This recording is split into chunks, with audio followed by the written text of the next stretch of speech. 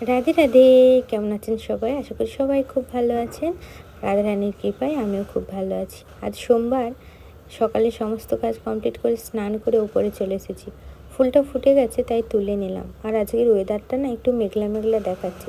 জানি না বৃষ্টি হবে কি না, তবে রৌদ্রও উঠেছে, দেখা যাক কী হয়। তারপরে এইদিকে সব জোগাড় কমপ্লিট করে দিয়েছি। বর্মশাই পুজো করছে, এবার আমি চলে যাব নিচে। বাবু ঘুমোচ্ছে, ওকেও তুলতে হবে, ব্রাশ করাতে হবে।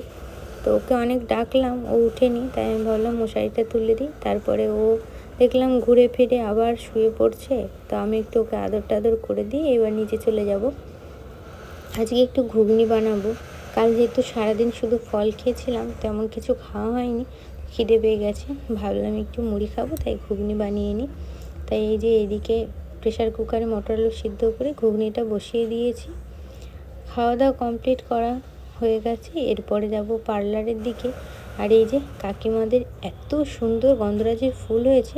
এটা আমাদের ছোটো কাকিমাদের ফুল, আর এটা হচ্ছে দেশি গন্ধরাজ, যেগুলো ছোট ছোট হয় কিন্তু গন্ধ খুবই সুন্দর হয়। তো আমাকেও একটা ডাল দিয়েছে, আমি সেটা বাড়িয়ে বসাবো, তোমাদের যখন বসাবো নিশ্চয়ই দেখাবো। আজকে সাহেব আমার সাথে যাচ্ছে পার্লার খুলতে। পায়ে জুতো নেই, কিছু নেই। বললাম যেতে হবে না, বললো না যাবো। বললাম চল।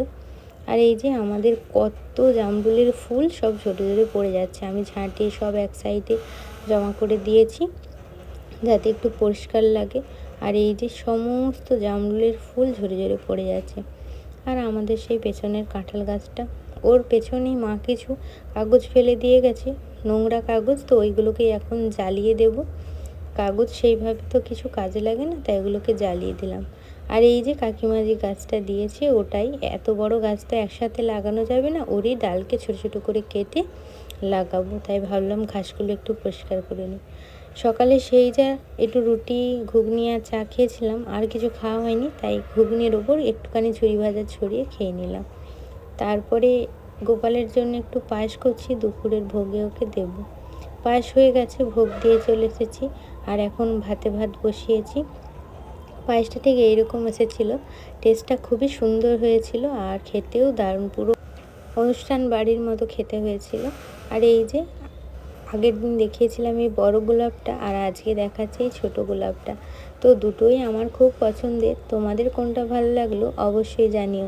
আর যদি এরকম উলের জিনিস আমার কাছ থেকে পারচেস করতে চাও, অবশ্যই কন্ট্যাক্ট করো। দেখা হবে নেক্সট কোনো ভিডিওতে। রাধে রাধে।